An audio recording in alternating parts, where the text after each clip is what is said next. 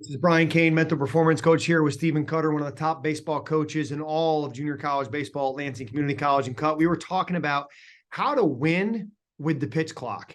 And you've got hitters that are getting called out on strike three because they don't have 2 feet in the box. You got pitchers who are getting balled because they're not ready to go.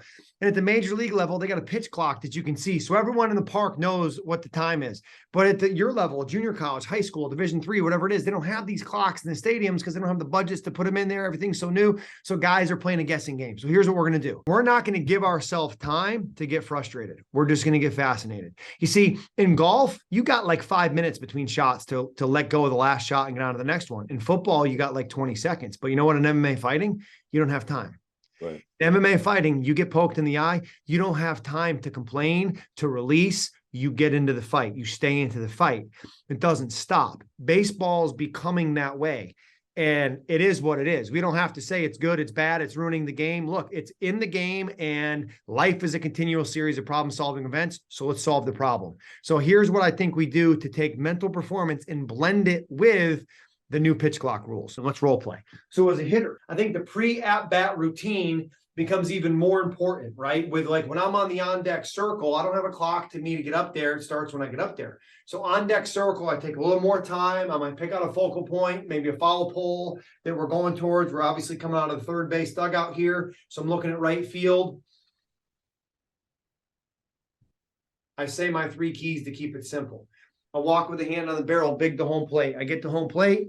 I clean out the batter's box. I feel the dirt. I hear the dirt. When does that clock start, Cut? So as soon as the pitcher's on the dirt, they have 10 seconds to have both feet in the box and ready to hit. Okay. So I'm walking to home plate, and it's going to be basically swipe, take possession. And now I'm getting in the box early, and my bat's up front like this. And like you see Ryan Howard do this. You saw Jim Tomei do this, right? So I'm sitting there. I got a little swagger, whatever it is. And I'm now here, and I'm basically looking through my bat like a scope on a sniper rifle, right? And I'm taking a look at the pitcher. I'm early. I'm set. Pitch comes. Ball. I'm in green lights. I might waggle. I'm not even getting out of the box. I'm just going to stay there, right? I'm going to stay there. I might waggle and then come here. And I am literally dictating to that pitcher, bring me that shit, right? I'm dictating to that pitcher like I'm not moving. I'm here waiting for you. Let's compete. And let's say I take a swing or I get out of control and I got a yellow light. I stay in the box, barrel, foot swipe. There it is. It's gone. That's how much time I need. I just have to get faster with the release and get better with it. So it's swipe, under control, touch. I'm back in, and I'm waiting on that guy. Thanks for checking out this video. Please subscribe, hit the like button, and leave a comment below. So I'm literally not getting out of the batter's box because I don't get out of the octagon. I don't get out of the octagon when I fight. I stay in the octagon. I just have to be better at getting in control of myself more quickly. Does that make sense? Makes a lot of sense. So, as we've taught and as you've taught, we're going to look at the left field foul pole to leave it behind, or the right field foul pole when we're in green. But that typically is going to require some movement out of that box, at least 1 foot. And that's what we've done. But as soon as you do that, you're either going to get a strike called against you, or you're getting rushed to get back in the box, and you can't follow any kind of process at that point. The process is now, I don't even need to get out of the box. I'm just looking at where I'm looking at my prey. I'm looking at the competition.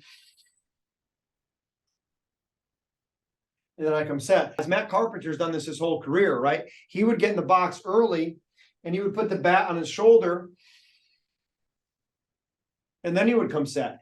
So we're still accomplishing a breath to be present, but I'm doing it with my feet in the box, and I'm just standing there and I'm kind of just swaying. And if I need to release, it just becomes a foot swipe and cleaning of the box, and I'm just staying in it. Because I probably don't have the time anymore to do this. Now I still can if I need to, because my gloves might get loose, but that's almost like the red light release, which if I'm hitting my pre-batter routine and I'm really staying in the present, I just don't give myself the time to take that time to release. Like, this is what baseball's trying to do, is they're trying to say, you don't have the time to do that. So you can't do it. And then we're going to go, okay, I can fight it and lose, or I'm just going to adapt to what I do.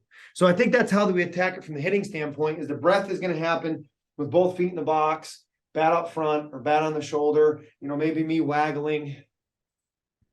Yeah, That's great. You know, this past weekend when we were playing, I felt like we were a basketball team that had a shot clock, only none of the shot clocks worked. And so players are trying to count. They're trying to count how many seconds they have Yeah. instead of focus on present moment and what they should be going through with their processes. Yeah, and now with the pitching side, right? So again, free batter routine. I throw the last warm-up pitch. Let's say it gets down, throw it on to second base. I get the ball back. I'm on the back slope of the rubber. I'm looking at the wire above home plate. I may even still be able to do this, but I'm looking at the wire above home plate or whatever my focal point is. Deep breath. And now I'm getting up. I'm on the rubber. I'm on the rubber. Get the sign, go. I deliver the pitch.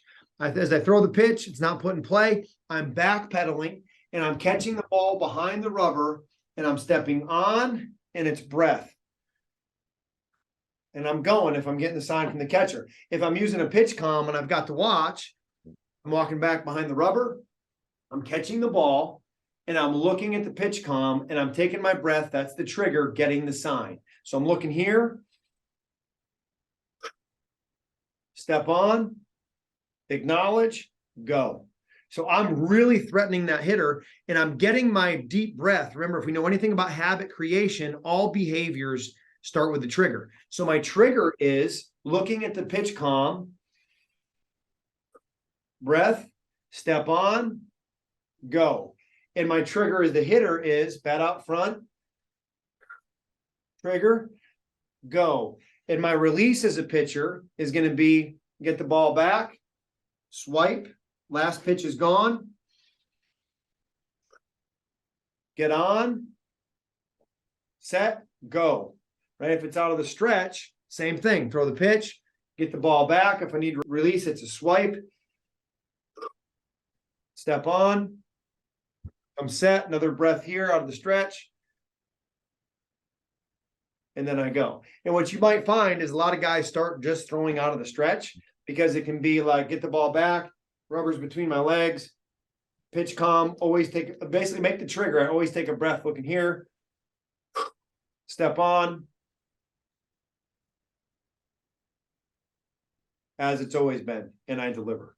So I think that's how you win with the new pitch clock, and you just adjust what you're doing to meet the confines of what you have. What do you think? I think it's good. You know, like I said, what I saw this weekend was guys that would get into yellow or red light situations and they wouldn't go through those processes. So as I'm talking to them in between innings or whatever else, they're saying, I didn't have time, you know? And so we're like, okay, we need to address this before we play again, because, you know, as I go back, baseball is, in just my opinion, but it's the greatest game in the world because it doesn't have a clock. Mm-hmm. And now we've got invisible clocks at almost all levels except Division I. They're mandating them at the, you know, lower levels of college baseball, but they're not going to be in play until 25 at this rate right now. So we've got invisible clocks, and as you know, that's tough. And so we're trying to be problem solvers, and that's why we turn to you, because you know, that's a big deal when you feel rushed. When you've had the chance to work with 8 UFC world champions, they go through the same thing inside of the octagon, right? They go through red light and yellow light moments in the octagon. Mm-hmm. And one of the things that we've seen, how do those guys release? I remember one of the things that George St. Pierre would say is he would take his hands and he would literally wipe them off of his shorts, right? In the middle of a fight, as long as he's not in striking distance and getting taken down, right? He's just sitting there, boom, and it's here with a breath. That's his release. You can do that in the batter's box. You can do that right before you step on the rubber. We just have to adapt and adjust. Otherwise, we're like dinosaurs and we become extinct. The dinosaurs couldn't make it. You know who made it, though? The cockroach. The cockroach has been around since the time of the dinosaurs. Why? Because the cockroach evolved. So what do we got to do? We got to evolve.